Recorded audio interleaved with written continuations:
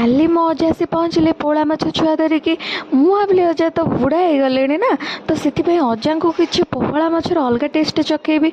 तो ये मु पोहला माछ को भलसे धोई ता ऊपर स्किन लेयर को भलसे काटिकी छुरी रे, तापर मु लुण हलदी लंका गुंड सोरिष बाटण मसला और लेंबू हल्का से चुपुड़ी की सोरिष तेल देकी ताको भलसे कोटिंग कर नेली। तापर गोटे चमच सुजी भलसे स्प्रिंकल कर नेली। तापर कड़ी तेल रे धीरे किना छाड़देली।